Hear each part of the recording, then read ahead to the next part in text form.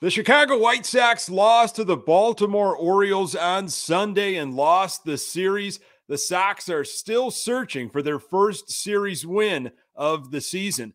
General Manager Rick Hahn bestowed more repetitive wisdom and Hahn speak on everyone to start the weekend, and then the Sox pitching took care of the rest.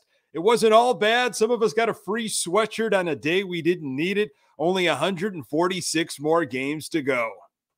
You are Locked On White Sox, your daily Chicago White Sox podcast. Part of the Locked On Podcast Network, your team every day.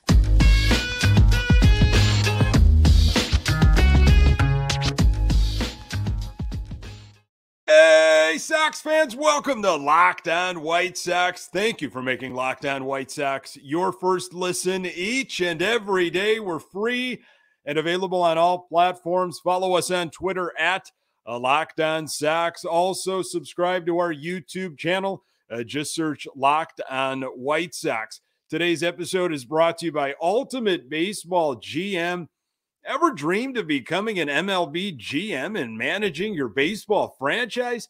Then this game is definitely for you. To download the game, just visit ultimatebaseballgm.com or look it up in the app stores. Our listeners get a 100% free boost to their franchise when using the promo Locked On in the game. Hey, I'm your host, Nick Morawski, a lifelong diehard Chicago White Sox fan, recording this podcast just blocks from the ballpark in a beautiful Bridgeport.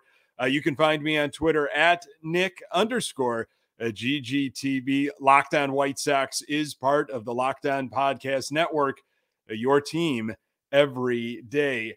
Our Chicago White Sox now sit at 6-10 on the season, 4 games back in the AL Central with a minus 23 run differential.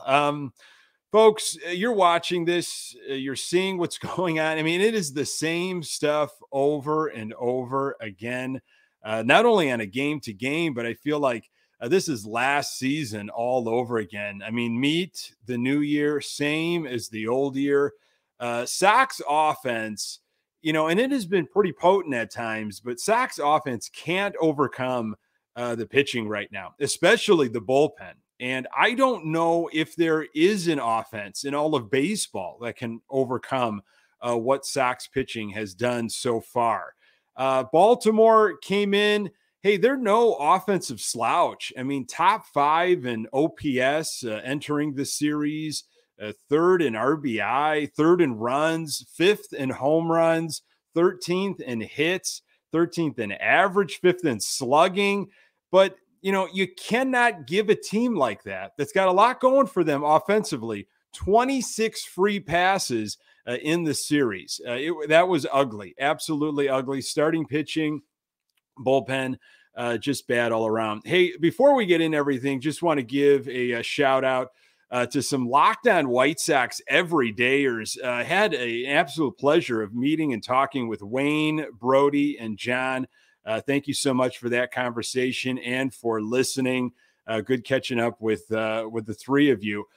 Jake Burger was definitely a highlight in this series. 3 home runs. What happens if he keeps hitting? I mean, this is the big question going around, social media, just in your groups. I'm sure you're talking about it, with Sox fans in your life. What's going to happen when Yoan Moncada comes back? What's going to happen with Burger? What if he continues to mash the ball? And the Sox just absolutely need that offense.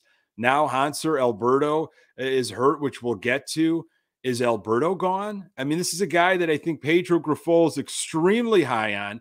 I think he was on a wish list of his in the offseason. I mean, had one heck of a spring. I mean, you heard me talk about it all spring training long. He kept hitting the ball. He completely outperformed his competition, namely the legend, Lurie Garcia. So what are you going to do? Just let him go? I mean, they don't have a long-term commitment to him. Jake Burger is a defensive liability, had an error in Sunday that we'll talk about, but his bat, I don't know what to do. I don't think he can play second base. I think you need a guy that's got a lot of range to play second base right now with all the shift rules. What about Sheets? They throw him out there in left field.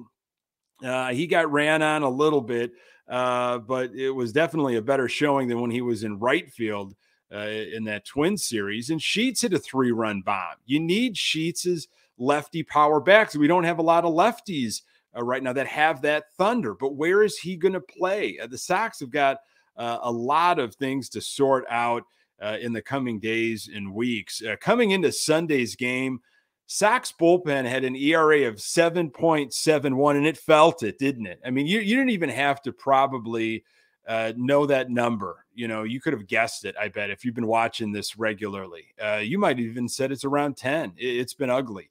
That is dead last in all of baseball. Most expensive bullpen out there, and Sunday didn't help the cause either. Like the way Berger played, of course, offensively. Oscar Colas had a walk-off. And these 1993 anniversary sweatshirts didn't need them on Saturday with the warm weather, but needed them on Sunday and probably this coming week. It's a really nice giveaway, nice sweatshirt that they had on Saturday. Prior to Friday's game, first game, of course, of the Baltimore series, this is what the GM, Rick Hahn, had to say. Every team wants to get off to a good start. We're disappointed in how this start has gone thus far. There have been times when the starting pitching was probably the culprit for keeping us out of games. There have been times when the bullpen was to blame. Both of those two stepped up over the week in Minnesota, so it's just really a matter of getting each element clicking at the same time.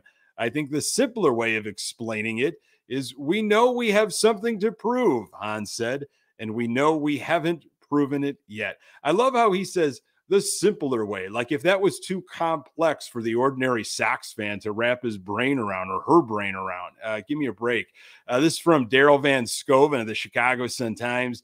At the same time, Hahn is saying this, the rash of injuries is reminiscent of the 2022 season, when great expectations were doused by an array of injuries to significant players that exposed a lack of depth and led to an 88, 81, and 81 season and a thick layer of fan discontent that Hahn understands.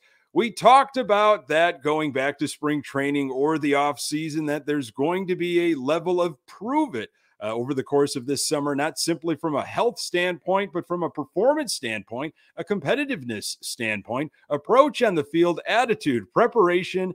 Hahn said all this again before the Baltimore series. All that stuff, we were going to have to show we were making marked improvement over where we were.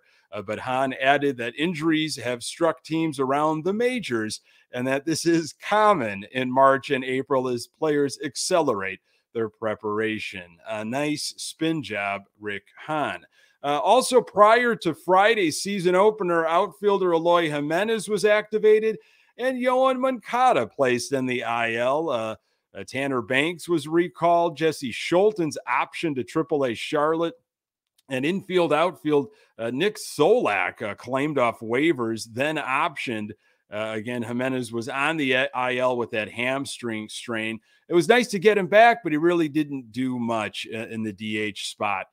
In addition to those moves, the ball club, of course, recalled Banks. We saw Banks a limited time. This is Hahn on Moncada's injury. At this time, we're not hugely worried about it sticking with him for an extended period.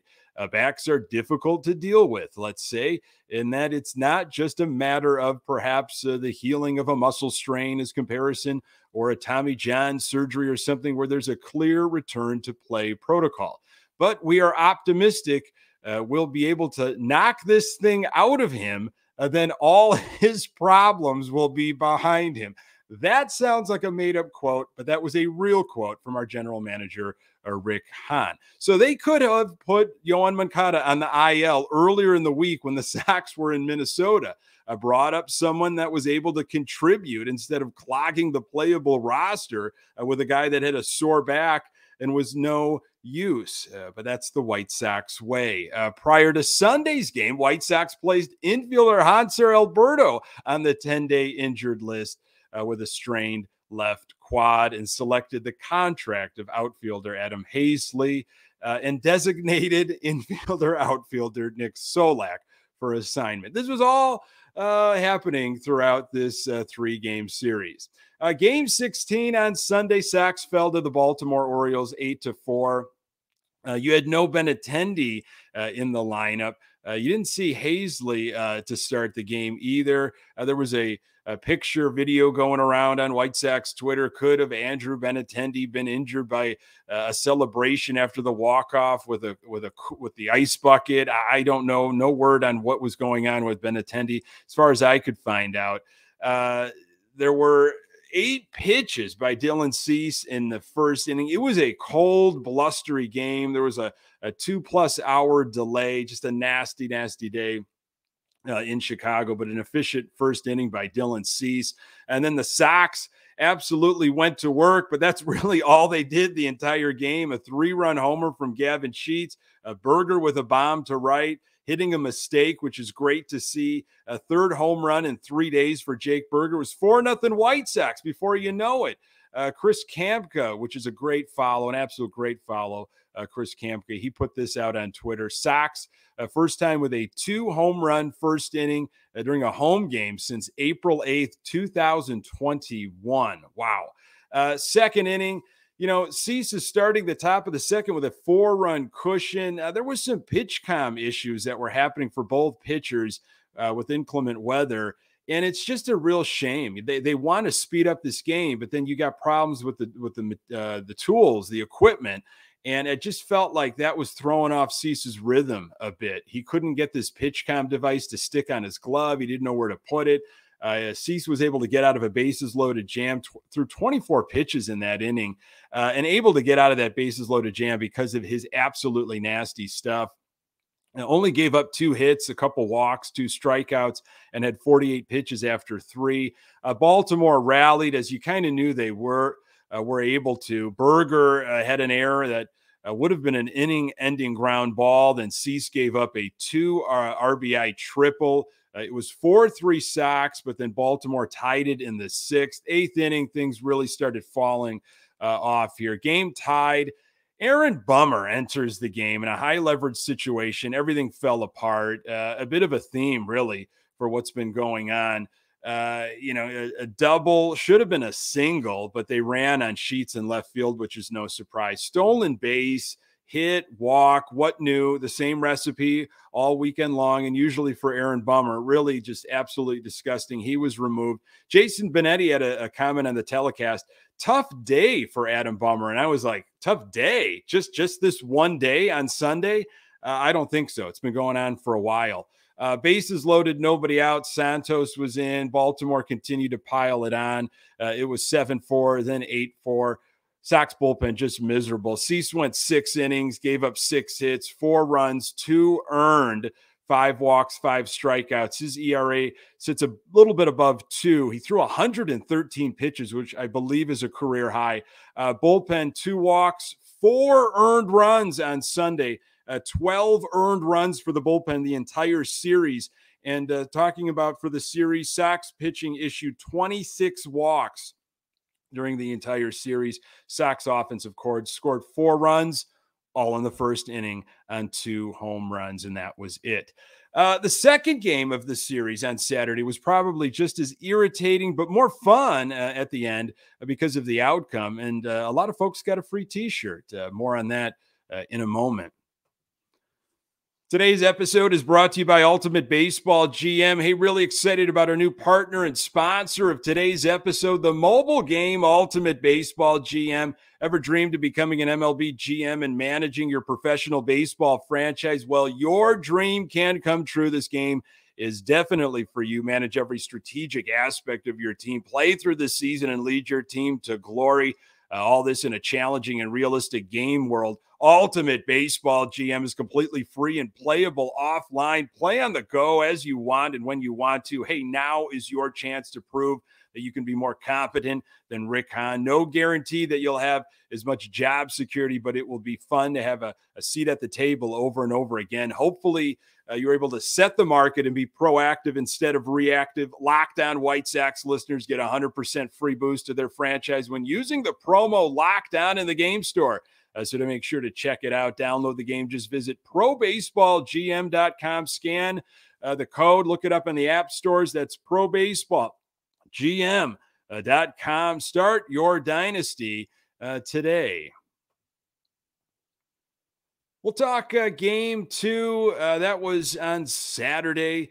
Sox beat the Baltimore Orioles on a walk-off 7-6 and 10. It was definitely that sweatshirt giveaway. It's a really nice sweatshirt. You just didn't need it on Saturday. Nice crowd, I think 30,000 plus. First inning, the Sox had Andrew Benintendi on third with nobody out and could not score.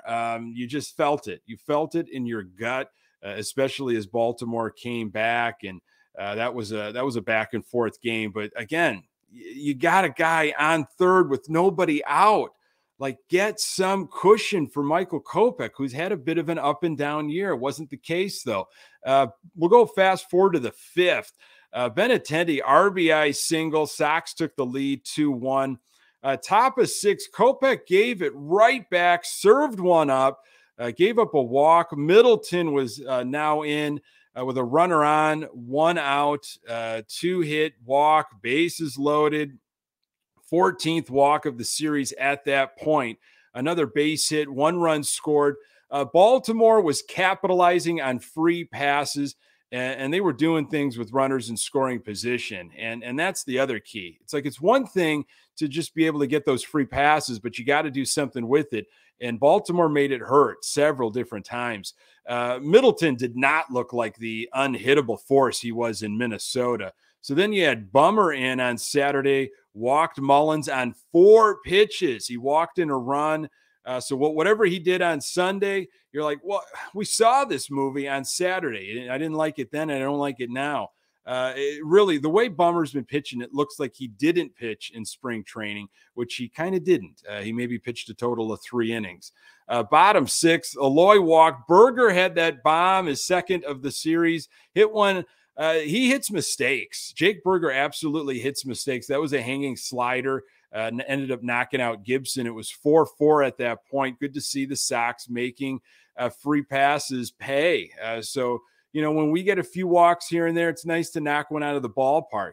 Graveman was in the top of the 7th. Walk, hit by pitch, triple that should have been a double, all with 2 outs. That's another, man, that is another ugly theme that's been happening. The amount of stuff we're giving up with 2 outs. Bases loaded. Graveman walks in another run. It was 5-4 Baltimore. Andrew Vaughn off the wall to score a run, tied at 5. Again, he has not been a home run machine right now, but Andrew Vaughn is getting hits. He absolutely is getting on base. He was in the 2 spot on Sunday. He gets on. You know, I think he's learning the art of hitting right now, and I think the power of the home runs will show up soon. Lopez in a non-save situation. He was in the 9th, 2 outs, 2 strikeouts, and a fly out. Bottom of the 9th, heart of the order for the White Sox. Luis Robert Jr. can't lay off sliders. What else is new there? Completely flails at something in the dirt. Wondering with Robert, like, does he not have the scouting report on certain pitchers? Maybe he hasn't been paying attention, maybe not doing his homework. Maybe there's just too quick of pitching changes, which I think is an absolute lie because the amount of tablets and Codify and all the information that they have, that should not be the case. But he just has not been able to figure out or lay off that junk, especially the sliders. In extras, Baltimore scored in the top of the 10, which is what you should do with a ghost runner on second. Then in the Sox, bottom of the 10th, Yaz with a bloop double to score Romy. First Sox hit with a runner in scoring position all day. And then the White Sox walked it off. Oscar Colas, good to see that.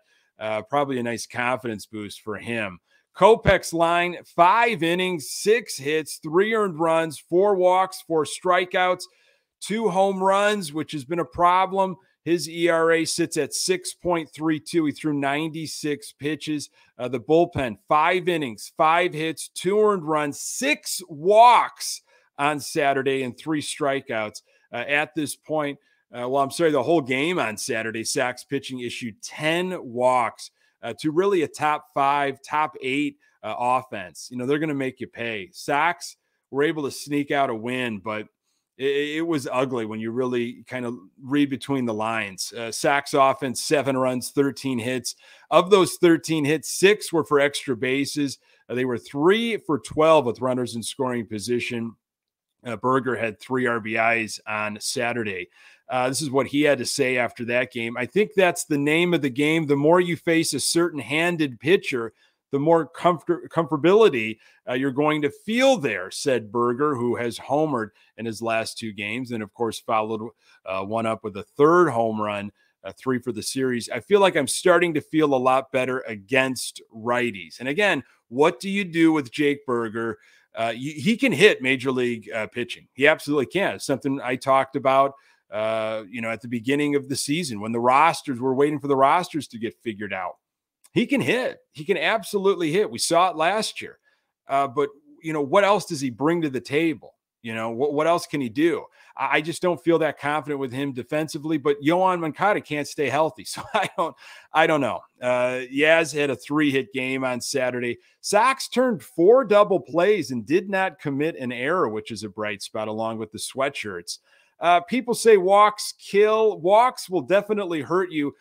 Good teams will make sure walks will kill you. Bullpen issuing this many walks it's just absolutely unacceptable, especially when they first come into a game. You're called in from the bullpen and you walk a guy on 4 straight pitches. I mean, that's just absolutely unacceptable. I mean, Sox won on Saturday, but consistently overcoming the walks and pitching woes is not sustainable. And we saw that on Sunday. Sox issued 19 walks between Friday and Saturday, their most in a 2-game span since issuing 20 April 24th, 26th of last year. This was Grifol after the game. I'm not going to get into that, but we are addressing it. We got to attack the strike zone. That's pitching coach Ethan Katz and bullpen coach Kurt Hassler talking to these guys individually, and they're reminding these guys they're very good. But that's something ongoing, and I'll keep that in-house. So the boosting the self-esteem strategy is in full effect. Forget mechanics and everything else. A good pep talk can go a long way. The weekend series began with a bullpen meltdown and an interesting song choice by the starting pitcher. More on that in a moment. Today's episode is brought to you by So Rare. Hey, our new sponsor, So Rare, is a revolutionary fantasy baseball game and marketplace, transforming fans into owners with officially licensed digital cards featuring players from across all 30 MLB teams. Unlike other fantasy baseball platforms, So Rare managers truly own their fantasy experience, collecting, buying, selling, and competing with player cards across global opponents to win epic rewards. Win or lose, you still own your cards. There's no cost to play. Plus, the more you win, the more you advance, collecting increasingly powerful cards and accessing next-level competitions and rewards. MLB game weeks happen twice weekly and span 3 to 4 day cycles. At the end of game weeks, MLB managers who rank at or near the top of their leaderboards win a variety of rewards, which include So Rare Sacredcy cards, game tickets, merchandise, and more. Prizes may vary depending on the competition. Head to sorare.com/lockedon. That's spelled SORARE.com to draft your team of free players, set your lineup, and start competing today to win epic rewards. Again, that's sorare.com/lockedon to start playing today. How about that game on Friday to kick off the weekend series? Sox lost to the Orioles 6-3 after Rick Hahn's big speech, which he'll continue to do before every home series. Clevenger was on the hill, held the Orioles to 1 hit after 5 innings. I think his velocity hit 96 miles per hour. Lots of movement as usual on his pitches. That has been very consistent for Mike Clevenger throughout the year. 61 pitches on his arm entering the 5th. Top of the 6th inning, Clevenger walked the first 2 batters. Adley Rutschman was up, and what a catch by Andrew Benintendi. An absolute gem out there in left field. Sosa with a great catch in foul territory. So 2 outs, runners on the corners. Santander fly out to right field. defense absolutely matters. The Sox were able to hold on to a 1-run lead at that point late in the game. And then bottom of the 6th, Ben Attendee with an RBI single. It was 2-0 Sox. A nice at-bat by Aloy, down 0-2, battled back to get an RBI single. Did not let Wells off the hook. It was 3-0 Sox. They did leave the bases loaded. And then wheels just came off in the 7th. Jake Diekman, of course, walked the leadoff batter, got called for a balk, we think, walked another, then got pulled. Lopez threw an 0-2 middle pitch with the bases loaded that was appropriately crushed by Rutschman for a bases clearing double. It was 4-3. Walks, I mean, you just can't give them up to an offensive team, or to a power player. It's just, again, it's the same stuff on and on. 7th inning, 2nd and 1st, only one out for the White Sox, and Luis Robert Jr. hit into a double play. Bullpen collapsed once again on Friday. There was a botched pickoff play. Then, the wheels came off with fundamentals, failure to cover second base on one play. Nobody was home as the outfield throw was coming in. I mean, it just shouldn't be happening. Clevenger's final line, 6 innings, 1 hit, 0 earned runs, 5 walks, 5 strikeouts. His ERA now 2.20. Jake Diekman, how about this guy? A third of an inning, 2 earned runs, 2 walks, a strikeout. His ERA sits at 10.50. I have no idea why they used Jake Diekman in that situation, but really, they're few and far between, and it feels like there's few pitchers that are actually consistent for long stretches right now.